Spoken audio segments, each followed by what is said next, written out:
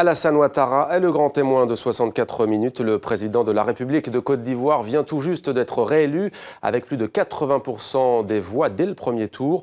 Plusieurs de ses opposants avaient appelé au boycott de cette élection. Ses adversaires dénoncent un chef d'État autocrate. 5 ans après les violences post-électorales, le pays est en tout cas loin d'être réconcilié. Comment l'expliquer? Que répond Alassane Ouattara à ses détracteurs?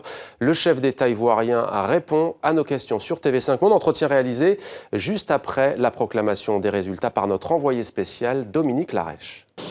Monsieur le Président élu, 83,66% des voix. Ce résultat, il dépasse vos espérances?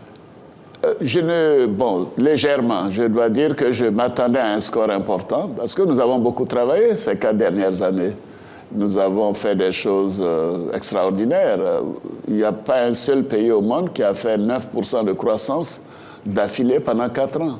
Alors, nous avons amélioré les conditions de vie des Ivoiriens, construction d'écoles, de dispensaires, de centres de santé, de l'eau potable à Abidjan, de l'eau potable dans les capitales régionales, de l'électricité dans les plus petits villages, et ainsi de suite, des infrastructures modernes. C'est la satisfaction donc, que manifestent mes concitoyens et j'en suis très fier et je les remercie. Le taux de participation est de 54%, ce qui veut dire en gros qu'un Ivoirien sur 2 est allé voter. Comment vous allez faire pour être le président de tous les Ivoiriens? Comment on fait quand on est président de la République? Mais vous savez, en 2010, j'avais eu 54%.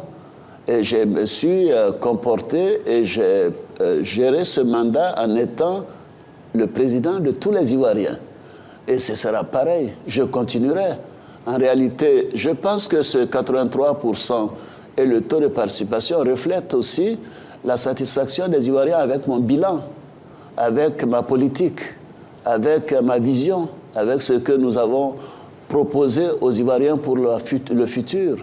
Moi, je pense que le taux de participation est un taux de participation qui est bon. Je ne pense pas qu'on puisse dire qu'il y a 45% d'abstention, ce n'est pas vrai. Dans aucun pays, les gens ne votent à 100%. Dans la plupart des grandes démocraties, ça ne dépasse pas 50 à 60%. Peut-être on pourrait me dire que l'appel à boycott a pu causer 4 ou 5 points, mais je ne dirais pas plus. Pas plus. Alors récemment, vous avez annoncé que vous alliez modifier un article de la Constitution qui a été l'objet de la crise notamment. C'est l'article 35, celui qu'on appelle l'ivoirité, qui interdit à toute personne qui n'est pas de père et de mère ivoirienne de pouvoir se présenter à l'élection présidentielle. Vous allez le supprimer purement et simplement? Non, non, vous savez, c'est pas... je ne propose pas une modification constitutionnelle juste par rapport à cet article. Moi, je veux une réforme constitutionnelle. La présente constitution a été faite par un régime militaire qui avait ses objectifs, qui a même l'immunité dans la Constitution, qui a toute une série de dispositions incohérentes qui nous ont d'ailleurs posé des problèmes à un moment donné au niveau de notre Conseil constitutionnel. C'est une nouvelle constitution pour la 3e République de Côte d'Ivoire. Mais j'ajoute que ce n'est pas pour essayer de briguer un 3e mandat. La limitation de 2 mandats sera respectée dans la nouvelle constitution. Mais il faut maintenant renforcer les institutions, clarifier un certain nombre de choses et bien sûr enlever tout ce qui est germe de conflits gènes et ainsi de suite et abandonner ces histoires de stratifier les Ivoiriens. C'est abominable. Donc ça, c'est derrière nous déjà parce qu'à Marcoussis, après la crise, nous avions déjà décidé que les candidatures ne doivent pas tenir compte de ces critères.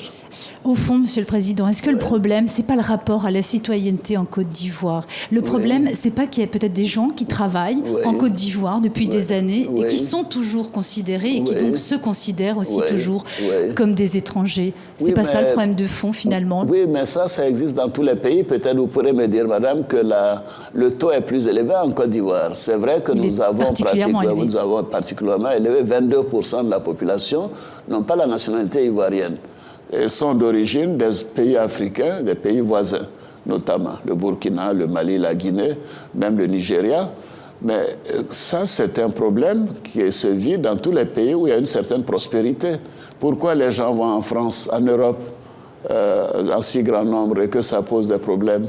C'est parce qu'ils vont chercher un meilleur avenir. C'est la même chose. La prospérité de la Côte d'Ivoire a attiré d'autres personnes qui viennent pour chercher du travail, pour chercher une terre d'hospitalité. C'est d'ailleurs notre hymne national.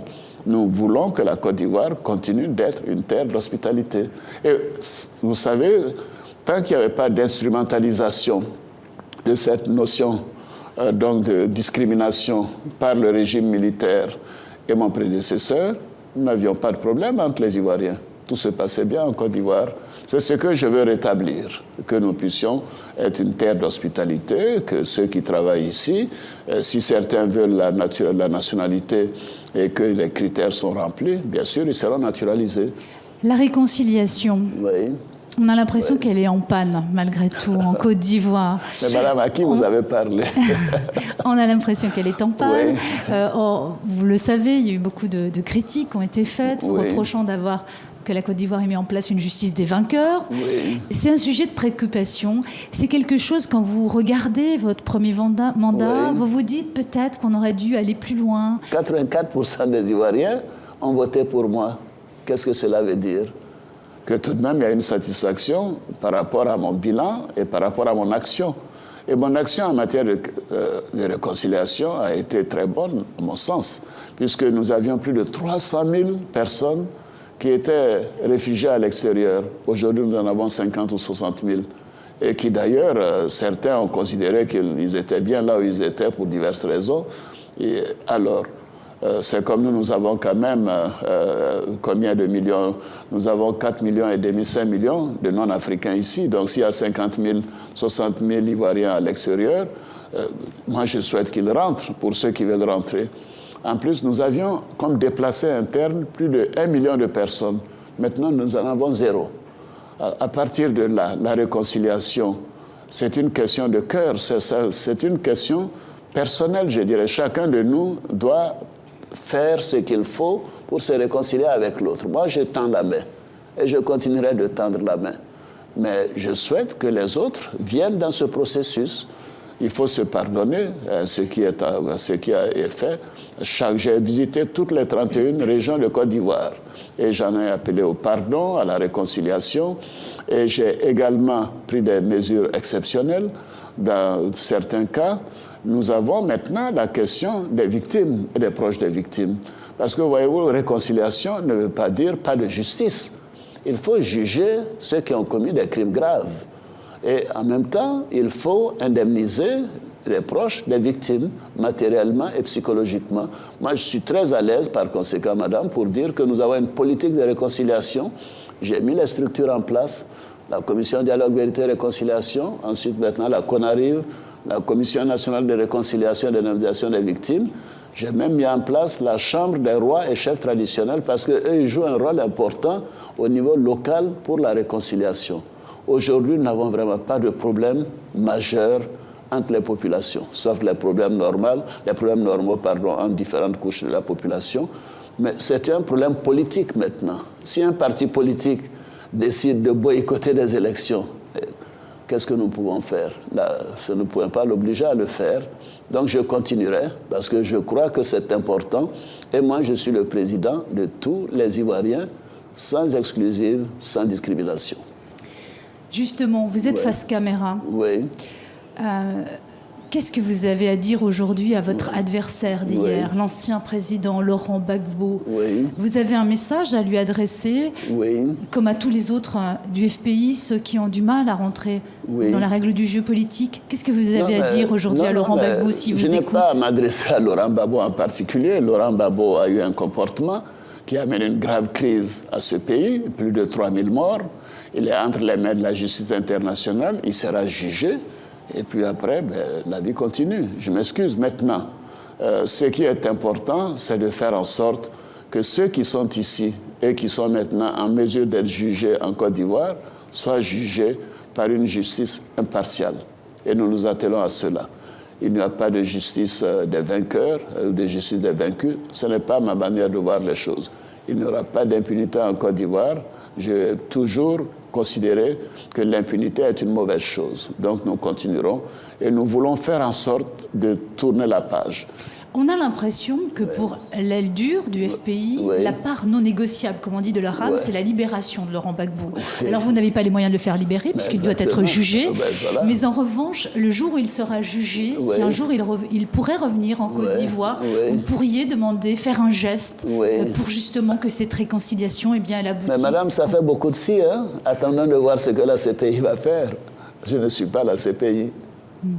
Ce n'est pas un reproche, mais vous avez l'air un peu fatigué. Elle a été éprouvante, cette campagne. C'est éprouvant, une campagne électorale. Ah oui, mais une campagne électorale est toujours éprouvante. Je suis le seul candidat à avoir visité les 31 régions de Côte d'Ivoire.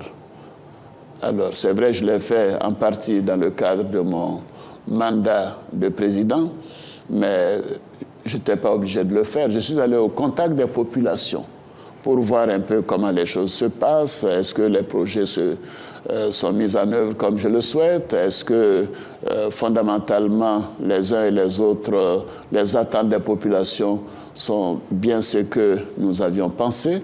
Est-ce qu'il faut changer de cap? Et ainsi de suite. Comment accélérer les projets? S'il y a des problèmes de financement, comment les trouver? Chaque région de la Côte d'Ivoire a reçu ma visite pendant ces 3 ans et demi. C'est tout de même, c'est pas un rythme qui est facile à supporter, mais vous savez, c'est normal et ça continue. C'est pour toutes ces raisons que je pense que c'est bon d'avoir un poste de vice-président. Un président ne peut pas tout faire. J'ai tout de même replacé la Côte d'Ivoire sur le plan diplomatique. Je signale que pendant ces 4 ans, j'ai visité tous les pays de la sous-région. J'ai visité tous les grands pays du Conseil de sécurité. Je suis allé en Chine, en France, bien sûr, plusieurs fois, en Angleterre, donc en Allemagne, et ainsi de suite, au Japon. Donc, la Côte d'Ivoire est maintenant sur la carte du monde. Tout le monde sait où se trouve la Côte d'Ivoire. Les uns et les autres considèrent que la Côte d'Ivoire est un pays qui marche, où la démocratie est en marche, où l'économie est en marche, où les investisseurs peuvent venir et investir parce qu'il y a la sécurité, il y a la paix dans ce pays.